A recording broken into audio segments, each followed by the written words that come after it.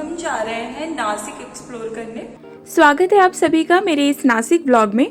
तो इस ब्लॉग में आपको नासिक में आप कौन कौन सी जगह घूम सकते हैं उसकी सारी जानकारी जानने को मिलेगी। शिरडी से नासिक का डिस्टेंस 90 किलोमीटर है और हम नासिक जाने के लिए ट्रैवलर बुक किए थे। ट्रैवलर आने में टाइम था तो हम लोग यहाँ पे नाश्ता कर रहे थे।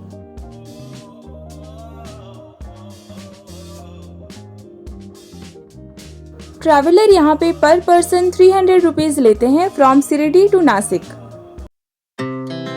Our hearts beat to the city streets.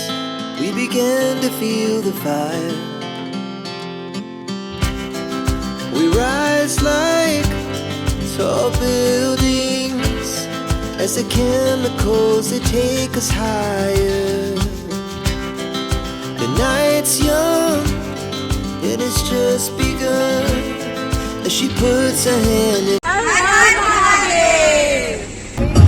तेरे लिए सहता मेरी ना एक माना मैं जीतो देखूंगी देखेगा तो लगे।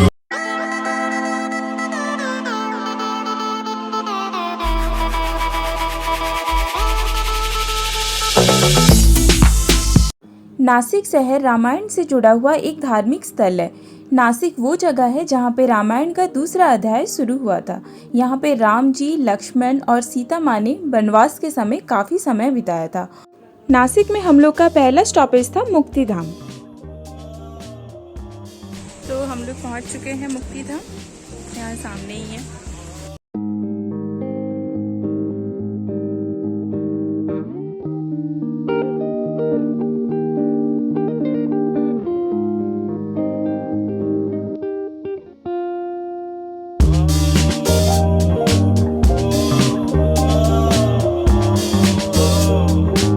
मुक्तिधाम में आप अपना पर्स, मोबाइल लेके जा सकते हैं, लेकिन अंदर आपको शूटिंग करना मना है।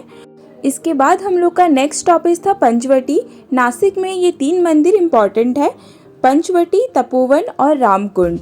यहाँ पे आपको ऑटो वाले मिल जाएंगे जो पर पर्सन 100 रुपीज़ लेते हैं ये 3 जगह घुमाने के लिए। तो ये है सबसे पहला मंदिर। यहाँ पे लक्ष्मण जी ने शूर्पणखा की नाक काटी थी, इसीलिए इस शहर का नाम नासिक है।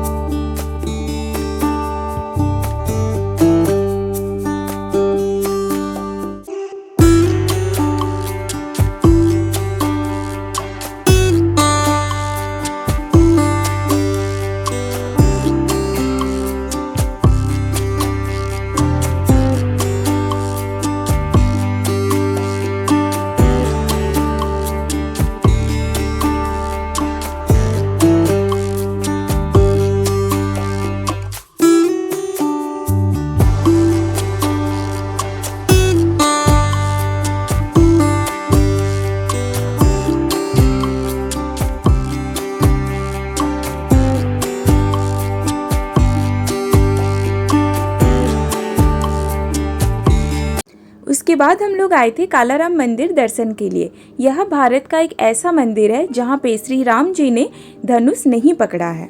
यहाँ पे आपको राम जी, लक्ष्मण और सीता माँ काले रंग में दिखाई देंगे। यह बोला जाता है कि यह मूर्ति गोदावरी नदी से अपने आप ही उत्पत्ति हुई है। उसके बाद यहाँ पे हम लोग आए हैं गोरा राम मंदिर।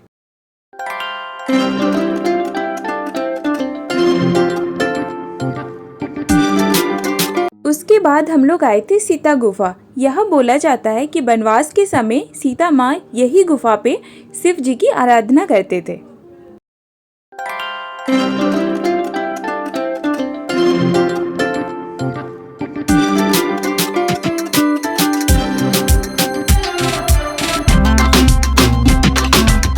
सीता गुफा के सामने ही आप 1 रुपीज में सीता हरण का एग्जीबिशन देख सकते हैं। उसके बाद हम लोग आए थे गोदावरी तट। वनवास के दौरान भगवान राम इसी घाट में स्नान किया करते थे। गोदावरी नदी को दक्षिण की गंगा भी कहा जाता है। यहाँ पे 3 नदी अरुणा, वरुणा और गोदावरी का संगम होने के कारण इसे त्रिवेणी संगम भी कहा जाता है। और इसी जगह पे 12 साल में एक बार कुंभ मेला भी लगता है। काफी लोग यहाँ पे पिंडदान भी करते हैं। कहते हैं कि राम जी ने यहाँ पे अपने पिता दशरथ जी का पिंडदान भी किया था।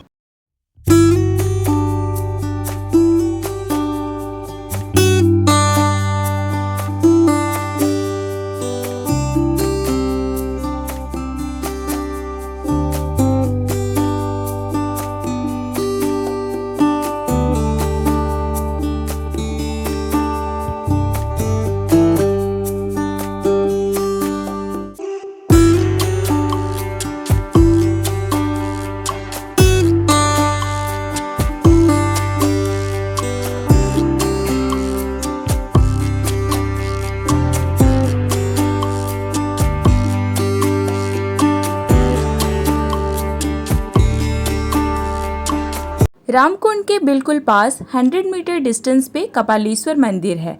पूरे हिंदुस्तान में शिव जी का एक ऐसा लौता मंदिर जहाँ पे आपको नंदी जी नहीं दिखेंगे। पौराणिक कथा के अनुसार शिव जी से ब्रह्म हत्या का पाप हुआ था और इसे मुक्ति पाने के लिए एक छोटे से बछड़े ने यानी कि नंदी ने गोदावरी संगम में स्नान करने को कहा था, जिसके बाद शिव जी के ऊपर से ब्रह्म हत्या का पाप हट गया था। नंदी महाराज के सही मार्गदर्शन के कारण शिव जी के कपाल से ब्रह्म हत्या का पाप खत्म हुआ था और शिव जी ने नंदी जी को अपना गुरु माना था और तब से इस जगह को कपालेश्वर नाम से जाना जाता है। उसके बाद हम लोग निकल पड़े शिव जी के 12 ज्योतिर्लिंग में से एक त्र्यंबकेश्वर ज्योतिर्लिंग दर्शन के लिए। नासिक से यह 30 किलोमीटर दूरी पे है। त्र्यंबकेश्वर जाने के समय आपको और एक स्टॉपेज दिया जाएगा जहाँ पे आप लोग लंच कर सकते हैं।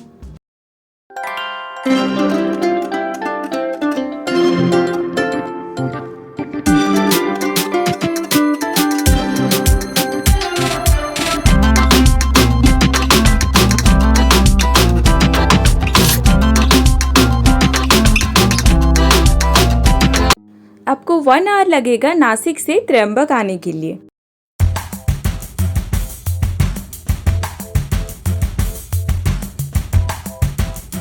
यहाँ पे आपको रहने के लिए काफ़ी सारी डॉर्मेट्री और होटल की सुविधा भी मिल जाएगी।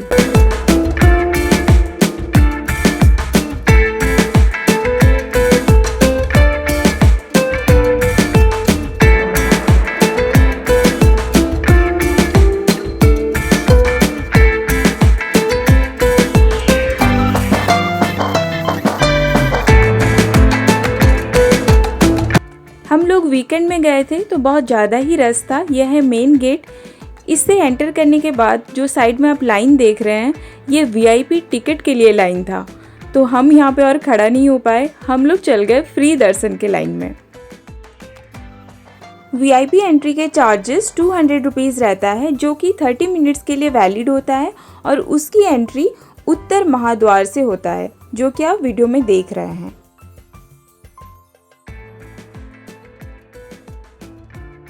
और इस तरफ है फ्री दर्शन का गेट।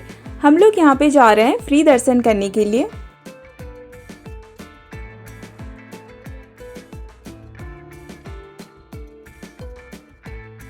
फ्री दर्शन में भी बहुत ज़्यादा ही रश था। हमें तो 6 घंटे लग गए। रात के 10 बज गए हम लोग के दर्शन हुए।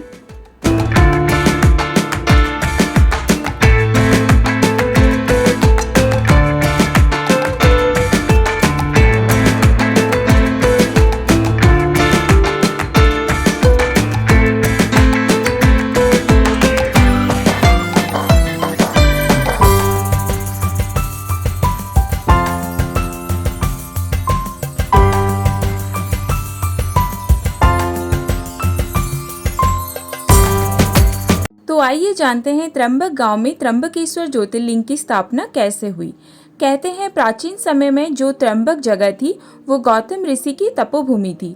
अपने आप को गौ हत्या से मुक्त कराने के लिए गौतम ऋषि ने भगवान शिव की तपस्या करी। भगवान शिव से गंगा को यहाँ अवतरित होने को कहा। तो कुछ इस तरह से दक्षिण की गंगा यानी गोदावरी नदी यहाँ पे जन्म हुई और उसके बाद गौतम ऋषि ने शिव जी को यहाँ पे सदैव के लिए स्थापित होने को आग्रह किया और कुछ इस तरह से त्रिनेत्र वाले भगवान शिव यहाँ पे स्थापित हुए और इसीलिए इसको त्र्यंबकेश्वर ज्योतिर्लिंग के नाम से भी जाना जाता है और पूजा जाता है। संपूर्ण भारत में शिवलिंग के साथ शिव दर्शन होते हैं, लेकिन त्र्यंबकेश्वर में ज्योतिर्लिंग त्रिगुणात्मक है, जहाँ शिवलिंग की जगह 3 1-1 इंच के ब्रह्मा विष्णु शिव जी के प्रतीक के स्वरूप लिंग हैं। तीनों रूप में भगवान यहाँ पे दर्शन देते हैं। इस मंदिर के गर्भगृह की गहराई ज्यादा होने के कारण एक तरफ एक आईना लगाया गया है, जिससे आप देखकर आसानी से ज्योतिर्लिंग के दर्शन कर सकते हैं। गोदावरी नदी के किनारे बनी त्र्यंबकेश्वर मंदिर पूरे तरीके से काले पत्थर से बना हुआ है। इस मंदिर का निर्माण तीसरे पेशवा श्री नाना साहेब ने कराया था और इस मंदिर को पूरा बनने में 31 इयर्स का समय लगा था।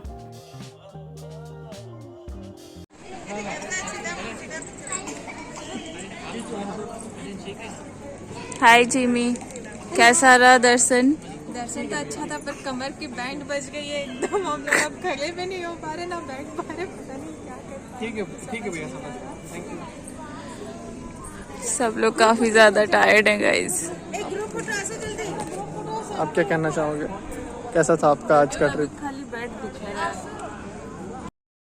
हम लोग को रात के 2 बज गए नासिक से शिरडी पहुँचते पहुँचते। तो इसीलिए आप अगर कभी भी नासिक आएँ और आपको त्र्यंबकेश्वर ज्योतिर्लिंग का दर्शन करना है तो आप सुबह सुबह ही आ जाइएगा, ताकि आपको ज़्यादा रस ना मिले और आपको इतना ज़्यादा टाइम भी नहीं लगेगा दर्शन करने के लिए।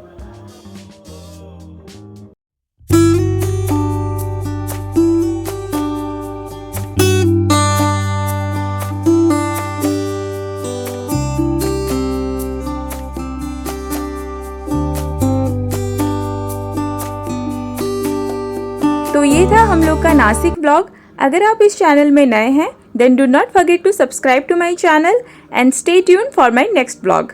Thanks for watching.